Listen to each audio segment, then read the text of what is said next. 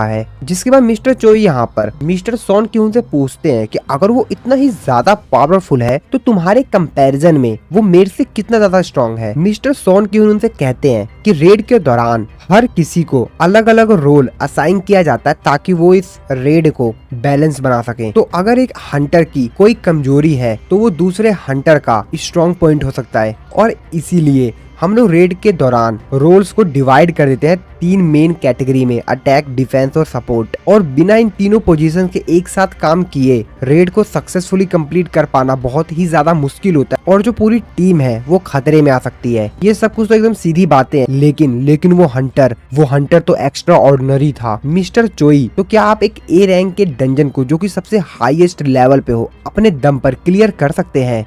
जिसकी बात सुनने के बाद मिस्टर चोई भी अपने मन में सोचते हुए कहते हैं, इससे कोई भी फर्क नहीं पड़ता कि मैं कितना ज्यादा ताकतवर हूँ। ये बहुत ही ज्यादा कठिन हो जाएगा मेरे लिए जब मेरे ऊपर एक साथ काफी सारे बीस्ट अटैक करेंगे। ये चीज मेरे लिए नहीं किसी के लिए भी कठिन हो सकता है। जिस पे मिस्टर चोई उसका जवाब देते हुए कहते हैं, हाँ, और ऐसा लगता है कि जो मेरा टाइटल है द अल्टीमेट हंटर ये अभी एक जोक बन के रह गया है। जिस पे मिस्टर सोन क्यून उससे कहते हैं कि मिस्टर चोई, मैं आपसे ये नहीं कहना चाहता हूँ कि आप हमारे गिल्ड को कैसे चला रहे हैं कैसे नहीं चला रहे हैं, लेकिन मैं आपसे एक चीज कहना चाहूंगा, किसी भी हाल में मिस्टर सांग जिन वू को रिक्रूट कीजिए। मिस्टर चोई भी कहते हैं, हाँ चलो ठीक है, मैं अपना बेस्ट दूंगा। इसके बाद अगले सीन में हम लोग काफी सारे रिपोर्टर्स को देखते हैं जो कि किसी का इंतजार कर रहे होते हैं इंटरव्यू लेने के लिए। तो असल में इस कार के अंदर मिन सुंग बैठा हुआ था जो कि अपने आप को काफी ज्यादा पावरफुल समझ रहा था। तो यहाँ पर वो बस इन रिपोर्टर्स को देखकर काफी ज्यादा खुश हो रहा होता है। और तभी यहाँ पर एक दूसरी कार आके रुकती है जिसके अंदर से मिस्टर बेक और मिस्टर चोई निकलते हैं, जिनको देखकर सभी कैमरामैन जो होते हैं वो इन लोगों की फोटो लेने लग जाते हैं। मिस्टर बेक उन सभी लोगों को देखते हुए कहते हैं कि आखिरकार यहाँ पर चल क्या रहा है, ये सभी रिपोर्टर्स यहाँ पर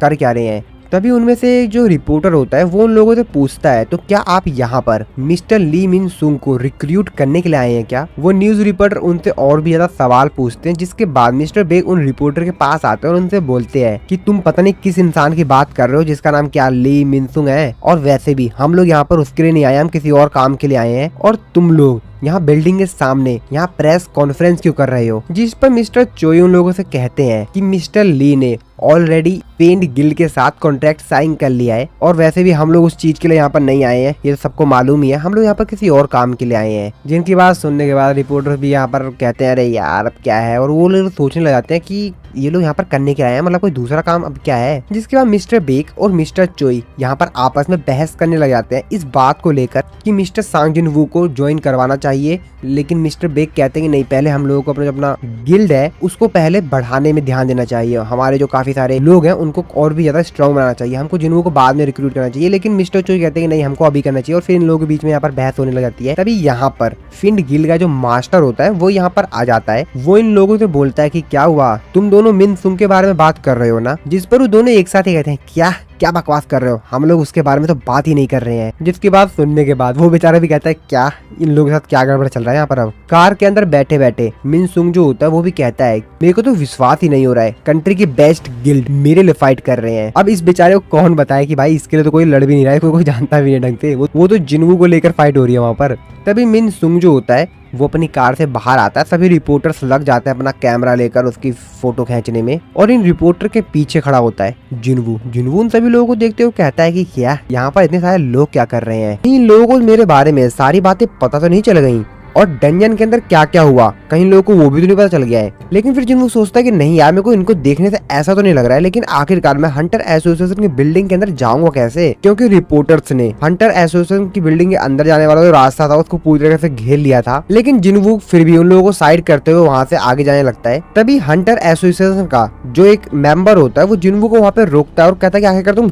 हो कौन, तुमको एसोसिएशन में कोई काम है क्या, तुमको ये रिपोर्टर्स दिखाई नहीं दे रहे हैं? तभी जिनवू उसको बताता है कि आज मेरा अपॉइंटमेंट है। जिस पर वो बंदा तो कहता है कि हाँ फिर भी एंट्रेंस अभी ब्लॉक्ड है, तुम कुछ देर बाद आना। मिन सुंग भी जिनवू की तरफ देखते हुए अपने मन में सोच रहा होता है कि आखिरकार ये कौन बंदा यार, आशा है कि मेरे को सिक्योरिटी इसको जल्द से जल्द यहाँ से बाहर निकाल के फेंक देगी। और जो सिक्योरिटी वाला होता है वो भी जिनवू के ऊपर काफी ज्यादा तेजी चिल्ला रहा होता है और उसको कहता है कि तुम अंदर अलाउ नहीं हो, अभी जाओ और बाद में आना। तभी किसी की आवाज आती है जो कि कहता है कि आखिरकार तुमको किसने बोला कि ये यहाँ पर अलाउ नहीं है, जिसको देखकर सभी लोग काफी ज्यादा हैरान होते हैं। तो असल में यहाँ पर हंटर एसोसिएशन के जो चेयरमैन होते हैं वो आए हुए होते हैं और वो पर्सनली जिन्वू को यहाँ पर पिकअप करने के लिए आए होते हैं ताकि जिन्वू अपना टेस्ट करवा सके आज। मिस्टर गो यानी कि चेयरमैन जो होते हैं वो यहाँ पर इन लोगों को बताते हैं कि ये मेरा गेस्ट है और फिर चेयरमैन मिनसंग को भी काफी ज्यादा सुनाते हैं, जिसके बाद मिस्टर गो जिन्वू को अंदर लेकर चले जाते हैं। बाकी सभी जो रिपोर्टर्स होते हैं वो भी काफी ज्यादा हैरान होते हैं, कहते हैं कि आखिरकार ये बंदा कौन है जिसको पर्सनली मिस्टर चेयरमैन यहाँ पर लेने के लिए आए हैं।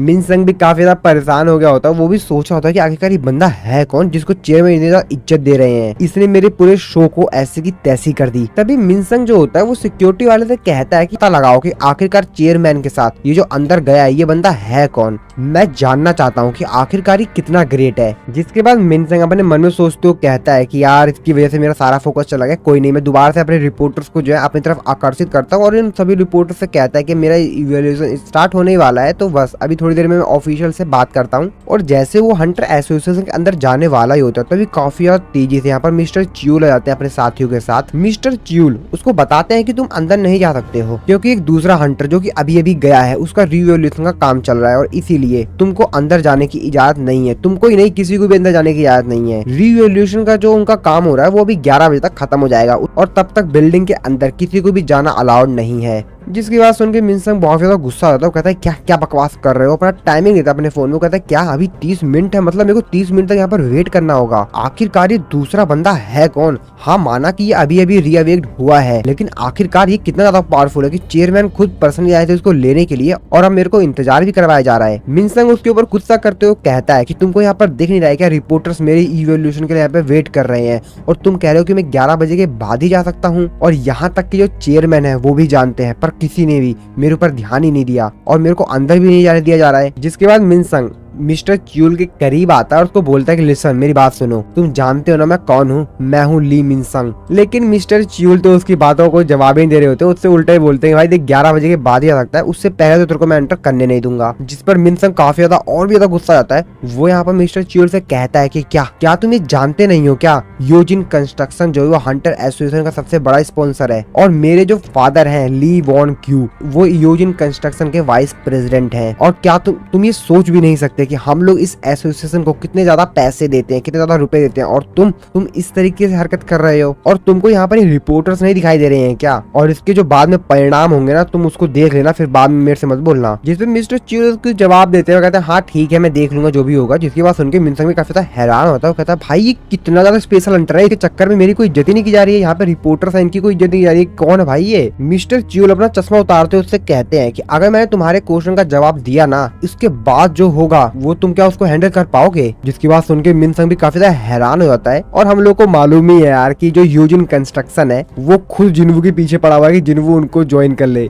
और ये उसको धमकी दे रहा है कि योजिन कंस्ट्रक्शन को जानता है। बिल्डिंग के अंदर मिस्टर बेक और मिस्टर चोई दोनों ही यहाँ पर जिन्वू का इंतजार कर रहे होते हैं और मिस्टर गो और सांग जिन्वू दोनों यहाँ पर बिल्डिंग के अंदर एंटर कर गए होते हैं। मिस्टर गो जिन्वू को बताते हैं कि ये दोनों घंटों से हम लोगों का इंतजार कर रहे हैं और लगभग हम लोगों को 2 साल से कोई भी एस रैंक का हंटर नहीं मिला है और दूसरी तरफ हंटर गिल्ड जो है वो खुद तुम्हारी स्ट्रेंथ का विटनेस है, उन्होंने खुद अपनी आंखों से देखी तुम्हारी स्ट्रेंथ कितनी ज्यादा है, तो ये दोनों जरूर यहाँ पर तुमको अपना गिल्ड ज्वाइन करवाने के लिए आए होंगे। तभी इन लोगों के पास रिवॉल्यूशन करने वाला जो ऑफिसर होता है वो जिन्वू के पास आता है, वो जिन्वू को वेलकम करता है और जिन्वू को बोलता है तो सबसे पहले रिवॉल्यूशन शुरू करने से पहले आप मेरे को अपनी स्किल दिखा दीजिए जिसके बाद हम आपको जो है वो कैटेगराइज कर सके। तो आप जो स्किल कर सकते हैं जो भी आपके पास स्किल्स है एक बार हमको आप वो दिखा दीजिए। जिसके बाद जिन्वू कहता है हाँ चलो ठीक है मैं कुछ ऐसा काम भी कर सकता हूँ और जिन्वू वहाँ पर एक बीस्ट को समन करता है जिसको देखकर मिस्टर गो तो थोड़े बहुत ही हैरान होते हैं, कहते हैं ठीक है। लेकिन यहाँ पर जो रिवॉल्यूशन करने वाला ऑफिसर होता है उसके तो मुंह खुले ही रह जाते हैं। रिवॉल्यूशन करने वाला ऑफिसर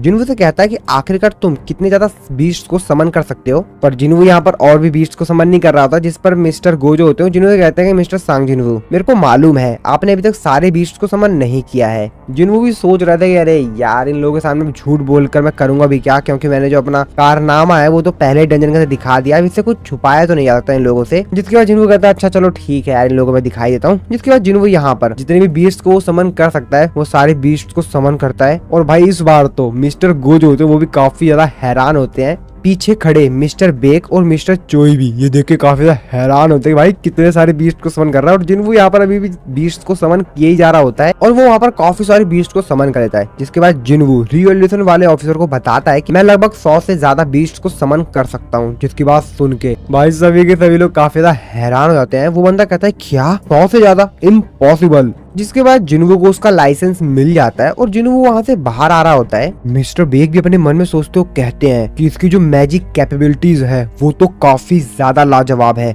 ये है असली सांग जिनवू। लेकिन जब मैंने इसको लास्ट टाइम देखा था तो ये इतना ज्यादा ताकतवर तो नहीं था, क्योंकि आप लोगों को याद होगा कि मिस्टर बेक जो है उनको सामने वाले जो हंटर होते हैं उनकी स्ट्रेंथ तो यहाँ पर समझ में आ जाती है कि कितनी उसकी में से माना रिलीज हो रही थी। उन्होंने यहाँ पर जब लास्ट टाइम वो जिनवू से मिले थे तो उनको कंफ्यूजन तो थी, उनको ये तो पता लग गया था कि जिनवू ताकतवर तो है लेकिन उतना भी नहीं है। लेकिन अब जिनवू काफी ज्यादा ताकतवर हो चुका है और इसीलिए वो काफी ज्यादा हैरान हो रहे होते हैं कि उस समय तो इसकी जो स्ट्रेंथ थी उससे ज्यादा स्ट्रेंथ मेरे पास थी, लेकिन आज ही मेरी स्ट्रेंथ को भी ओवर पावर्ड कर गया है। मिस्टर बेक जिनवू से कहते हैं कि जिनवू हमको तुम थोड़ा सा काम है, पर जिनवू तो उनको भाव नहीं दे रहा होता। वो कहता है कि सॉरी मेरे को कोई दूसरा काम है। सुनकर मिस्टर बेक और मिस्टर चोई दोनों ही काफी ज्यादा हैरान होते हैं भाई ये क्या बंदा है ये। जिसपे मिस्टर बेक जिनवू से कहते हैं कि अगर मैं तुम्हारी जगह होता तो मैं इस तरीके से मना नहीं करता। जिनवू अपने मन में सोचते कहता है कि ये लोग क्या ये सोच रहे हैं, क्या ये मेरे को बोलेंगे कि मैं इनकी बात पे रिग्रेट करूंगा क्योंकि मेरे लिए काफी अच्छा ऑफर लेकर आए हैं। चलो छोड़ो यार इन लोगों को। और फिर जिनवू यहाँ से बाहर जाता है और जैसे गेट ओपन होता है सामने खड़े होते हैं भाई रिपोर्टर्स, जो कि फटाफट जिनवू की फोटो खींचने लग जाते हैं। और इतने सारे रिपोर्टर्स को देखकर जिनवू काफी ज्यादा हैरान होता है, कहता है भाई ये कौन लोग आ गए, यहाँ पर चल क्या रहा है। दूसरी तरफ हम लोग जिनवू की सिस्टर के स्कूल में देखते हैं, जहाँ पर जो उसकी सिस्टर की फ्रेंड्स होती है वो उसकी सिस्टर को लाइव टीवी दिखाते हुए कहती है ये तो तुम्हारा भाई है ना। जिनवू की सिस्टर भी जिनवू को टीवी पर देखते हुए कहती है क्या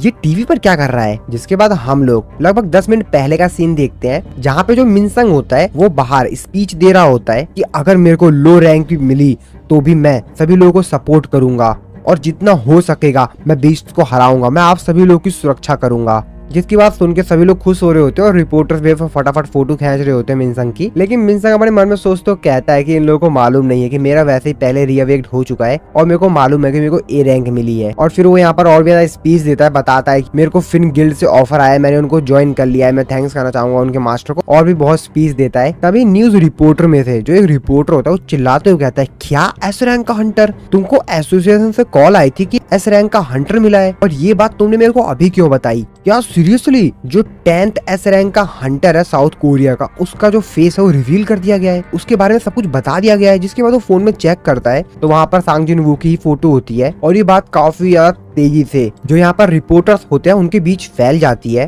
तभी रिपोर्टर्स कहते हैं कि यहाँ पर बड़े बड़े हंटर्स आए थे, साथ ही में हंटर एसोसिएशन के जो चेयरमैन है वो पर्सनली उस हंटर को लेने के लिए आए थे। वो सिर्फ यहाँ पर मिनसंग के लिए नहीं आए थे, असल में तो यहाँ पर कुछ और ही सीन चल रहा था। और फिर यहाँ पर जो मिनसंग होता है उसको साइड कर देते हैं लोग और फिर यहाँ पर एंट्री होती है जिनवू की। गेट खुलता है, जिनवू सामने होता है और सभी रिपोर्टर फटाफट फोटो खींचने जाते हैं जिनवू की। बाकी सभी जो जिनवू को जानने वाले लोग होते हैं, जैसे कि माइनिंग टीम का जो लीडर होता है और वहाँ पे जितने भी लोग होते हैं वो सभी लोग भी ये न्यूज देख रहे होते हैं। कहते हैं क्या जिनवू न्यूज में क्या कर रहा है। वो लोग पढ़ते हो कहते हैं क्या जिनवू एक एस रैंक का हंटर है। और भी बाकी सभी लोग जो कि जिनवू को जानते थे उन सभी को वो न्यूज देख रहे होते हैं टीवी पर, क्योंकि हर न्यूज पर यही चल रहा होता है कि एक एस रैंक का नया हंटर मिला है सांग जिनवू।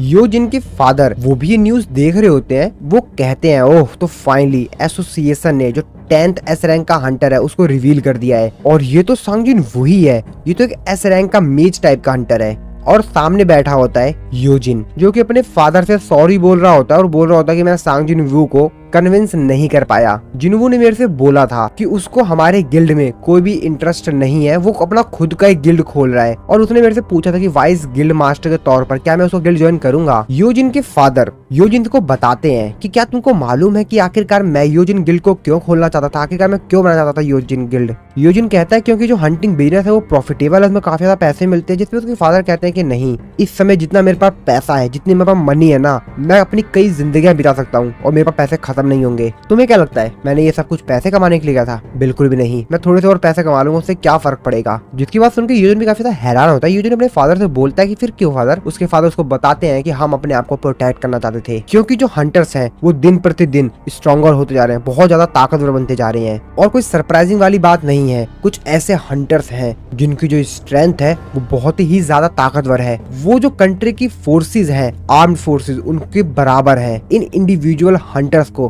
कहा जाता है नेशनल लेवल हंटर्स, और ये हंटर एस रैंक को भी क्रॉस कर गए, उनसे भी बहुत ज्यादा पावरफुल हैं, और इन हंटर्स को कहा जाता है most powerful hunters in the world. और कुछ छोटी मोटी कंट्रीज में तो ये हंटर्स एक किंग की तरह रहते हैं, और हम अपने गवर्नमेंट के ऊपर और अपने जो लीगल सिस्टम्स हैं उसके ऊपर ही निर्भर नहीं रह सकते अपने आप को बचाने के लिए। और इसीलिए मैं चाहता था कि मैं एक ऐसा गिल्ड बनाऊं जिसके अंदर हम लोग ट्रस्ट वॉर्थी हंटर्स को रिक्रूट कर सके, जिनके ऊपर हम ट्रस्ट कर सके। ऐसा इसलिए नहीं क्योंकि मैं पैसा कमाना चाहता था, बल्कि इसलिए ताकि कल को अगर हमारे ऊपर कोई भी खतरा आए तो ये हंटर्स हमारे को बचा सके, हम उनके ऊपर ट्रस्ट कर सकें कि ये हंटर्स हमें जरूर सेफ रखेंगे। लेकिन योजिन का तो यहाँ पर कुछ और ही मूड होता है। योजिन अपने फादर से कहता है कि फादर मैं आपसे माफी मांगना चाहूंगा, लेकिन मैं योजिन का लीडर नहीं बन सकता क्योंकि मैं जिन्वू के गिल्ड को ज्वाइन कर रहा हूँ। जिन्वू सभी रिपोर्टर्स को वहाँ पर देख काफी ज्यादा हैरान होता है। वो अपने मन में सोचते हो, कहता है कि आखिरकार रिपोर्टर्स मेरे सामने क्या कर रहे हैं यार, ये मी संग को छोड़कर मेरी फोटो क्यों खींच रहे हैं। सभी हंटर्स जिन्वू के पास आ जाते हैं माइक लेकर, उससे पूछते हैं कि सांग जिन्वू क्या सही में आप एक ई रैंक के हंटर थे?